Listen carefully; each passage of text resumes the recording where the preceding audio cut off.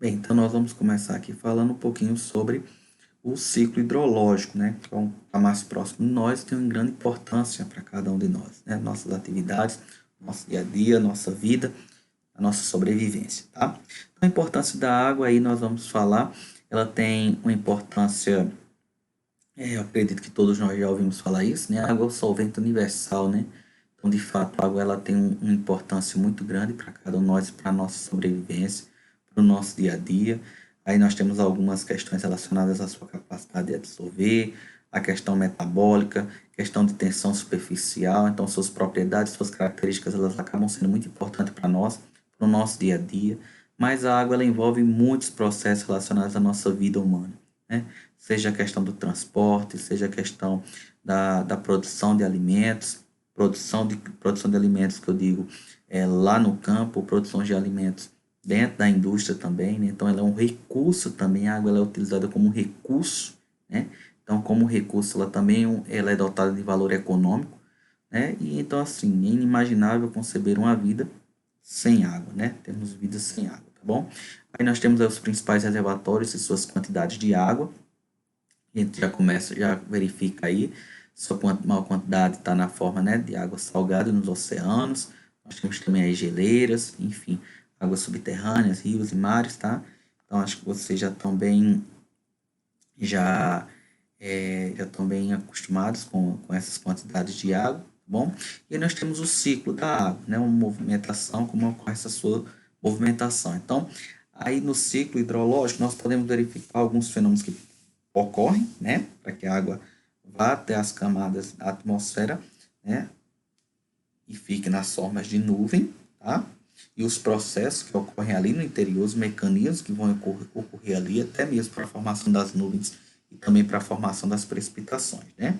Então, nós temos processo de evaporação, né, que é a subida da água da superfície para a atmosfera, então a evaporação dos lagos, a evaporação da água superficial, né? Então quanto maior o espelho de água, mais propício é de se fazer esse processo de evaporação. Temos o processo de evapotranspiração também, né? Onde a água vai se elevar através da respiração de plantas e de animais, tá? Isso é a forma que a água vai para a atmosfera, e a forma que ela volta para a Terra é na forma de precipitação, né? Precipitação ocorrendo nas suas várias formas, como vocês vão ver na disciplina de hidrologia, né?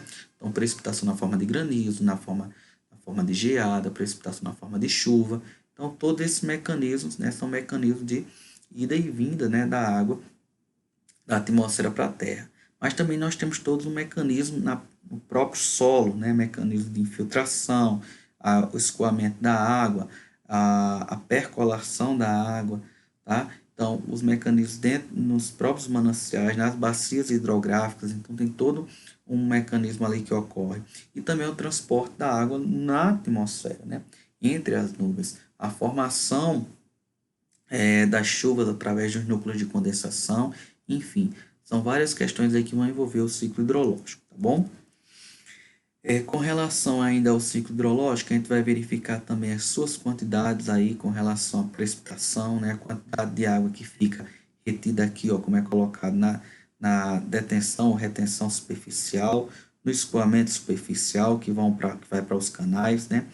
A capacidade de campo, tá? É o efeito da evapotranspiração que ocorre na superfície, a percolação que vai para o subsolo, que também alimenta os canais, canais estes aqui que nós podemos considerar como um rio, tá? Essa é só uma forma esquemática de representar esse ciclo, tá? Mas isso é o que nós temos aí da movimentação da água no nosso planeta, tá bom? E aí alguns dados hidrológicos que são necessários para quantificar essa água no seu ciclo: precipitação, a evaporação, a transpiração, escoamento superficial, umidade do solo, infiltração, qualidade da água, né, umidade relativa do ar. Tá? Então, tudo isso são questões relacionadas à forma de quantificar essa água.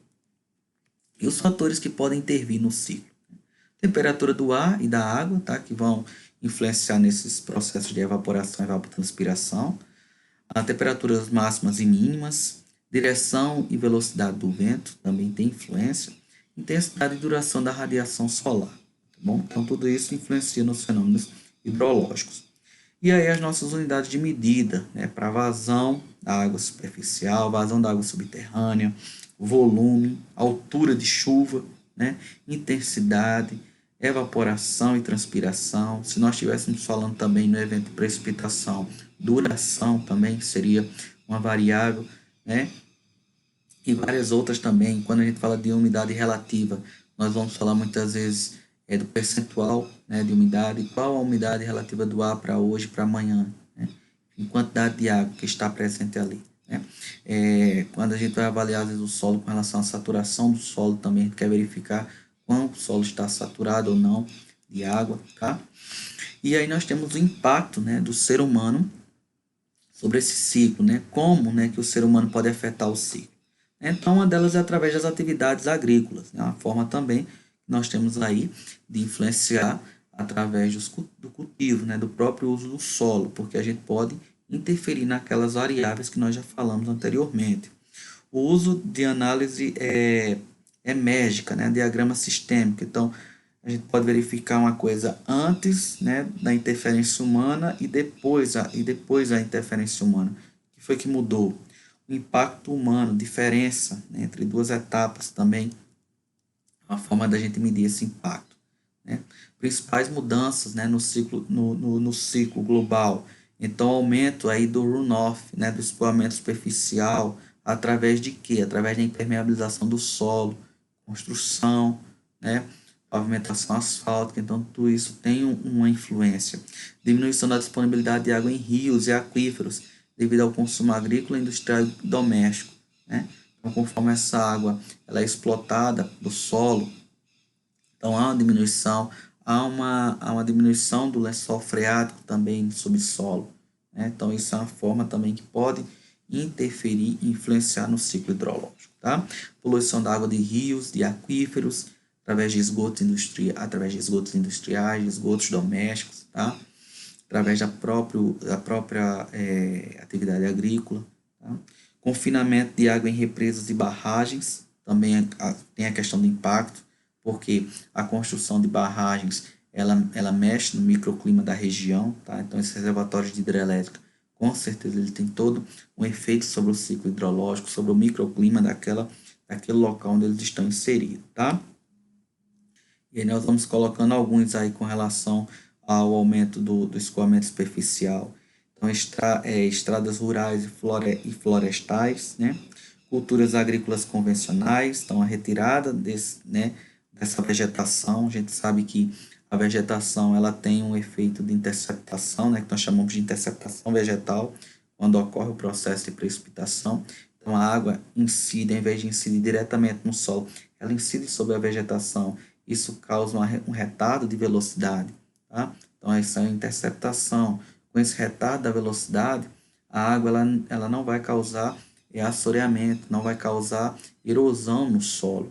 Né? E essa vegetação ela está sendo retirada, né, para várias atividades, entre elas o cultivo agrícola, agropecuária, entre outros. Né? A compactação do solo por máquinas de grande porte, por rebanho bovino, tá? Perda da proteção da cobertura vegetal nativa, principalmente a questão da monocultura. A gente tira a vegetação para implantar uma cultura, apenas uma cultura. Né? Hoje aqui se fala muito dos cultivos consorciados, dos sistemas agro-silvopastoril, né?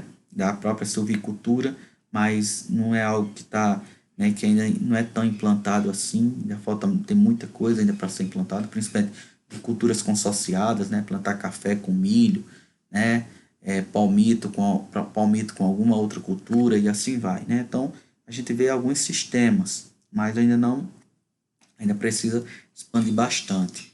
O uso não renovável, né, da água aí dos rios e aquíferos, tá? Principalmente quando esse uso é para o lançamento de efluentes, porque a água também ela pode ser usada para diluição de efluentes. Tá? Aumento do consumo agrícola, cada vez maior. Né? O consumo agrícola aí é água para irrigação, né? Um tipo de consumo de água aí bastante considerável. Né? Se nós formos analisar aí, ó, consumo agrícola, industrial e doméstico, a gente verifica aí que o agrícola ele é bem, né, considerável, irrigação de culturas agrícolas, perfuração de poços e uso excessivo de água subterrânea, isso também acaba tendo um problema, que assim como nós rebaixamos o lençol freático, nós também podemos causar a salinização do solo, né? Porque essa água subterrânea tem uma concentração, em alguns locais, a concentração de sais muito grande, que pode salinizar esse solo. Poluição, né? Através de várias formas aí, resíduos, uso de fertilizantes, agrotóxicos, influência da própria agroindústria, né? O confinamento, né, através das represas, como já foi falado, cerca de 50% da água que escoa em rios é interceptada, né? Represas e barragens da agricultura, hidrelétrica, cidades, né, para abastecimento, enfim, tá? E aí nós temos a nossa pegada, né? Como nós, né, podemos causar o nosso impacto. E aí foi estabelecida essa forma da gente verificar através da nossa pegada hídrica, né? Quanto é que eu respondo, né? Quanto que eu correspondo pelo uso da água. Então, nós temos aí a pegada hídrica verde, pegada hídrica azul e a pegada hídrica cinza. A verde está relacionada ao uso da água de chuva, né? A azul com relação à água de irrigação e a cinza aí, né, com relação à questão de água que é utilizada para diluição, tá? Além disso, nós temos também a água virtual, né? O que seria essa água virtual? É a questão do uso da água nos mais diversos produtos que nós consumimos. Tudo que é produto que nós consumimos, já se consegue traduzir essa quantidade de material que é consumida na forma de litros de água. Então, por exemplo, nós temos desde alimento até produtos eletrônicos também que pode ser convertido. Então, por exemplo, para se produzir aí 1 quilo de queijo, são utilizados aí em torno de 5.000 litros de água, né? 1 quilo de carne bovina aí nós temos uma quantidade de água exorbitante aí sendo utilizada, né? Uma fatia de pão, né?